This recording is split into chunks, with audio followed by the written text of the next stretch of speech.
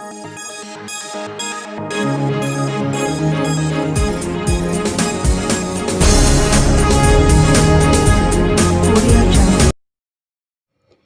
Friends, welcome back to our channel.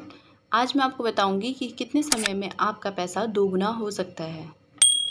आपने देखा होगा कि कोई भी बैंक अपनी जो एफडी है यानी कि जो सावधि जमा है उसकी ब्याज दर को लगातार घटाता या बढ़ाता रहता है।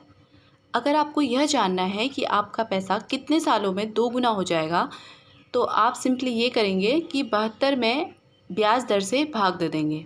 यानी मान लिया जाए एफडी पे आपकी ब्याज दर है 6%, तो जो आपका धन है, आपका जो अमाउंट है वो 72/6 बराबर 12, यानी कि 12 साल में जो आपका अमाउंट है वो डबल हो जाएगा। तो ये एक बहुत ही इजी और शॉर्ट तरीका है ये निकालने के लिए कि आपका जो पैसा है वो कितने समय में दोगुना हो जाएगा।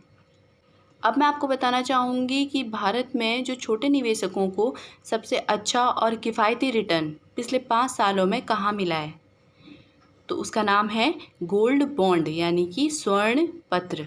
देखिए, अब आपको सोने में निवेश करने के लिए आपको केवल सोने के सिक्के या सोने के आभूषण खरीदने की ज़रूरत नहीं है। आप गोल्ड बॉन्ड के रूप में भी निवेश कर सकते हैं। गोल्ड बॉन्ड जो है भारत सरकार रिजर्व बैंक के माध्यम से जारी करती है।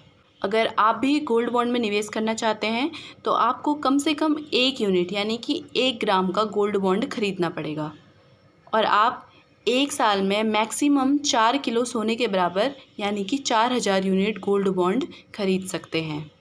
2015 में जब ये आया था तो 1 ग्राम गोल्ड बॉन्ड का मूल्य जो था 2650 रुपये था और 2020 में यह 4500 हो गया है।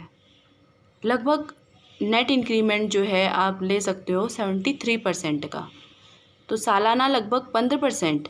इसके साथ साथ इसमें 2.5% का ब्याज जो हर साल आपको मिलता है उसे जोड़ दें तो यह हो जाएगा 17%, यानी कि जो एक अच्छा खासा अमाउंट होगा आपके लिए। लेकिन जो गोल्ड बॉन्ड होता है वो कुछ शर्तों के साथ आता है, यानी कि 5 से 8 साल का इसका लॉकिंग पीरियड है। यानी कि ये कह सकते हैं कि 8 साल में जो है इसका ये मैच्योर हो जाएगी और 5 साल से पहले आप इसे मुद्रीकृत नहीं कर सकते हैं, लेकिन इस दौरान भी आपको 2% का ब्याज लगातार मिलता रहेगा।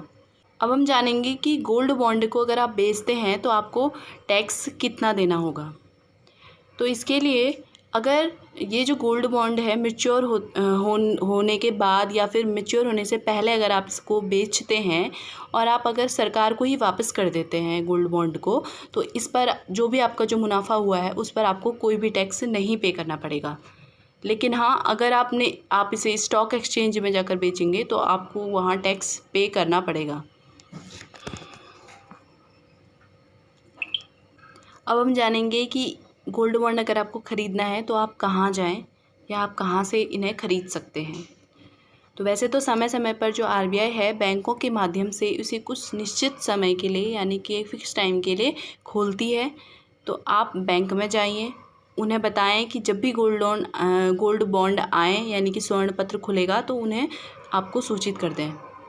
इसके अलावा आप किसी ब्रोकर की हेल्प से भी गोल्ड बॉन्ड को ख़रीद सकते हैं या फिर आप ऑनलाइन भी इसे परचेज़ कर सकते हैं। और इसके अंतर्गत नॉमिनी की सुविधा भी रखी गई है, यानी अगर आपकी मृत्यु हो जाती है तो इसके लिए नॉमिनी सिलेक्टेड होगा तो सारा जो भी अमाउंट है वो उसको मिल जाएगा। तो दोस्तों, ये था एक काफ़ी अच्छा तरीका जिसमें आप अपने पैसे को सही डायरेक्शन में इन्वेस्ट कर सकते हैं और इससे बहुत ज़्यादा मुनाफा प्राप्त कर सकते हैं। तो आई होप आप लोगों को ये पसंद आएगा। आपको पसंद आया है तो लाइक कीजिए, शेयर कीजिए और चैनल को सब्सक्राइब कीजिए। और हाँ, आपकी कुछ क्वेरीज़ हैं तो उन्हें आप कमेंट सेशन पे लिख सकते हैं। Thank you.